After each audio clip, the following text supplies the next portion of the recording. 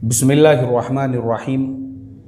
ये ईमेल सैयद रियाज़ अहमद साहब, इन्होंने नेल्लूर आंध्र प्रदेश से ये ईमेल भेजा है। सैयद रियाज़ अहमद साहब का सवाल ये है कि जनाजे की नमाज के बाद मय्यत के पास खड़े होकर या कब्र में दफन करने के बाद मय्यत की कब्र के पास खड़े होकर मय्यत के लिए दुआ करना जायज़ है या नहीं। भाई हमारे सैयद रियाज़ अहमद साहब, आपका जो सवाल है इसका जवाब हमको मिला है किताबुल फतावा में। किताबुल फतावा जिल्द नंबर 3 और पेज नंबर 189 हज़रत मौलाना खालिद सैफुल्लाह रहमानी साहब ने 3 जवाब लिखे हैं। मैं तीनों आपको पढ़कर सुनाता हूँ। पहला जवाब ये लिखा है कि नमाज जनाजा ख़ुद एक दुआ है। दोबारा हय्यत में तब्दीली यानी दफन से पहले दुआ करना अहादीस से साबित नहीं। अब चूँकि हम जब नमाज जनाजा पढ़ते हैं उसका मकसद क्या है, उसमें 2 फ़राइज़ है और उसके अलावा जो है 4 चीज़ें उसके अंदर सुन्नत है। सबसे पहले अल्लाह ताला की हम्द बयान करना, दूसरे दुरूद शरीफ पढ़ना और तीसरे जो है मय्यत की मग़फ़िरत के लिए दुआ करना।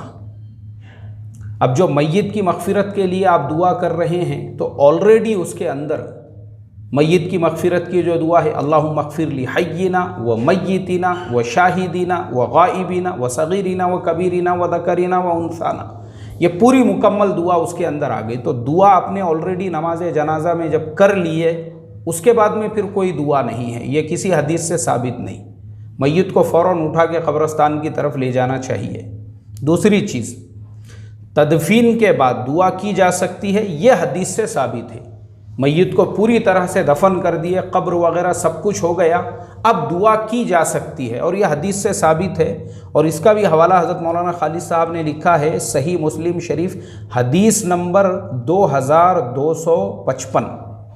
इसके रावी भी यहाँ पे लिखे हुए हैं और फिर यही हदीस जो है ये अबू दाऊद शरीफ के अंदर भी है, यानी दोनों के हवाले लिखे हैं।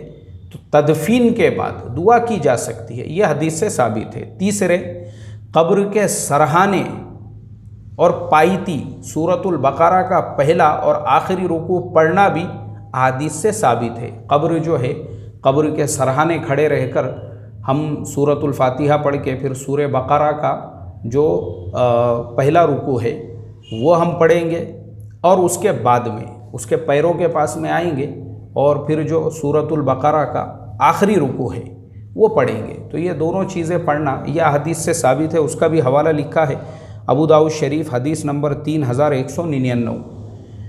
तो इसके लिए जो आपने सवाल किया है कि नमाज जनाजा के बाद में दुआ का, यह कहीं हदीस से साबित नहीं है, क्योंकि ख़ुद नमाज जनाजा ही उसके लिए दुआ है। अल्लाह ताला हम तमाम को जैसे हमारे नबी पाक सल्लल्लाहु अलैहि वसल्लम सिखला कर गए उसी के मुताबिक अमल करने वाला बनाए। अस्सलामु अलैकुम व रहमतुल्लाहि व बरकातुहू।